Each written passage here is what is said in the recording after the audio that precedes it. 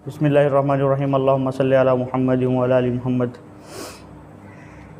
आज मैं कानून के इंतहाई अहम टॉपिक क्वैशमेंट ऑफ FIR यानी FIR को ख़त्म करवाने या ख़ारिज करवाने के क्या तरीके हो सकते हैं के बारे में बात करूँगा।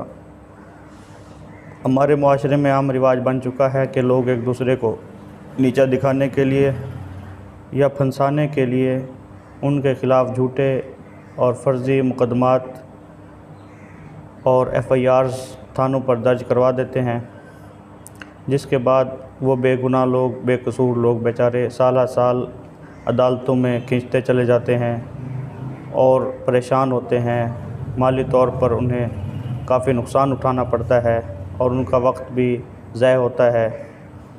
तो इसी कानून को, इसी मसले को मद्देनज़र रखते हुए किसी भी बेकसूर आदमी के ख़िलाफ़ झूठी FIR दर्ज करवाना एक जुर्म है, जिसकी सज़ा 7 साल तक हो सकती है। सेक्शन 182 यानी 182 PPC के मुताबिक झूठी FIR दर्ज करवाने वाले शख्स के ख़िलाफ़ कार्रवाई हो सकती है, जिसकी सज़ा 5 साल से लेकर 7 साल तक कैद हो सकती है।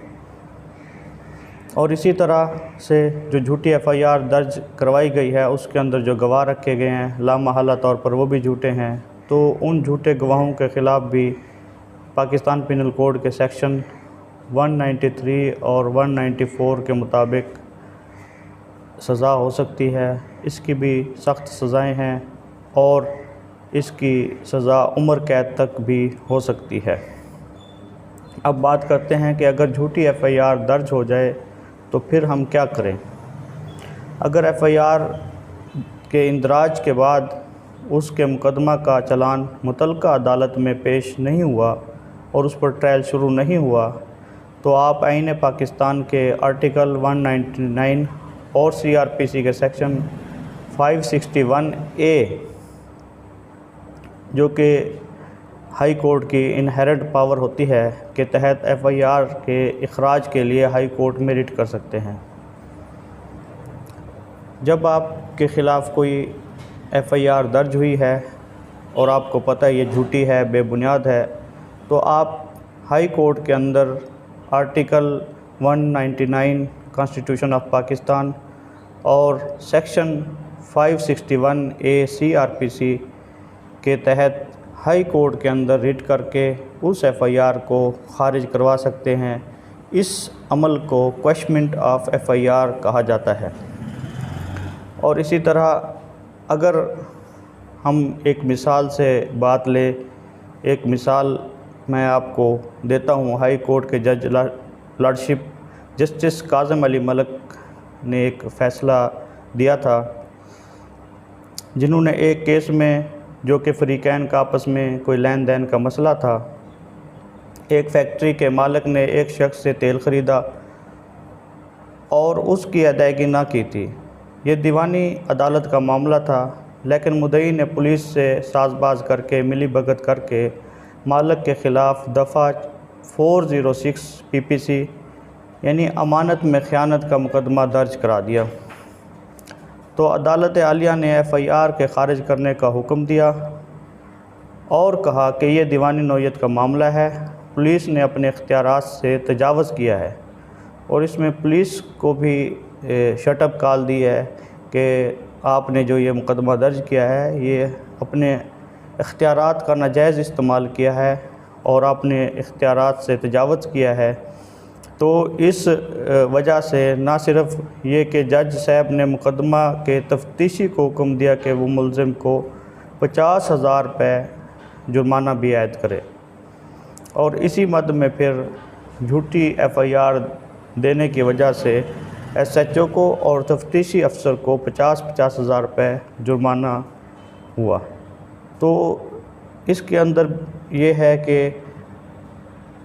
आला अदालतें जो हैं वो भी कानून के मुताबिक देखती हैं कि अगर किसी के ख़िलाफ़ बेबुनियाद FIR दर्ज हुई है तो फिर वो अदालतें उस मुद्दई के ख़िलाफ़, उस FIR के झूठे गवाहों के ख़िलाफ़ और जो मुकदमा दर्ज करने वाला SHO या IO तफ्तीशी वग़ैरह है उनके ख़िलाफ़ भी जुर्माने या सज़ा की जो है सज़ाएँ मुतय्यन कर सकती हैं। तो इसके अंदर आगे चलकर इसके जो बरअक्स है, उसमें तो ये था कि एफ़आईआर दर्ज हुई है लेकिन चालान नहीं गया और उसके ट्रायल भी शुरू नहीं हुआ। लेकिन अगर एफ़आईआर दर्ज होने के बाद ट्रायल दाखिल अदालत हो गया है और उसके अंदर ट्रायल भी शुरू हो गया है, तो फिर क्या किया जाए? फिर उसके अंदर आप हाई कोर्ट में रिट नहीं कर सकते। उसका तरीक़ाकार ये है कि आप फ़ौरन जो है हाई कोर्ट की बजाय ऐसी सूरत में इलाका मजिस्ट्रेट के पास 249 के तहत CRPC के तहत आप दरख्वास्त दे सकते हैं, या फिर सेशन जज के पास 265 के की दरख्वास्त दे सकते हैं। अगर ट्रायल दाखिल नहीं हुआ, ट्रायल शुरू नहीं हुआ और चालान दाखिल नहीं हुआ, तो फिर तो हाई कोर्ट के अंदर क्वेश्चनमेंट होगी। लेकिन अगर आपका चालान दाखिल हो गया है और एफ़आईआर भी हो गई है और चालान दाखिल हो गया है और उसके बाद ट्रायल भी शुरू हो गया है, तो फिर आप हाई कोर्ट में नहीं जा सकते। आपको फिर अगर मजिस्ट्रेट के पास ये मुकदमा है तो आप 249 CRPC के तहत दरख्वास्त देंगे। अगर वो सेशन कोर्ट के अंदर मुकदमा है तो 265 के तहत दरख्वास्त देकर आप उन मुकदमात से बरी हो सकते हैं। तो आगे चलकर जो है पुलिस रूल्स 1934 के आर्टिकल 24.7 के तहत पुलिस अफसर को भी दर्ज झैल कानून के मुताबिक दर्जशुदा झूठी एफ़आईआर को मनसूख करने या ख़ारिज करने का इख्तियार है।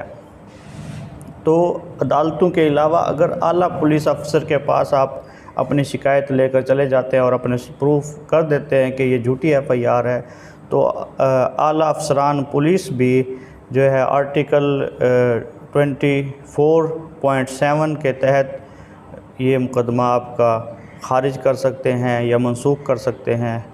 तो ये इंतहाई अहम टॉपिक था, क्योंकि इसमें ये है कि काफ़ी लोग जो है, हमें पता है हमारे मुल्क के अंदर झूठी एफ़आईआरों का सामना कर रहे हैं और मुकदमात का सामना कर रहे हैं। तो ऐसे लोगों को इस कानून के बारे में बताना मेरी ज़िम्मेदारी थी, ताकि लोग इस कानून के मुताबिक अपना दिफा कर सकें और झूठे मुकदमात ख़त्म करवा सकें। अगर मेरी ये वीडियो आपको पसंद आई तो लाइक और मेरा चैनल सब्सक्राइब और इसे शेयर ज़रूर करें। अल्लाह हाफ़िज़।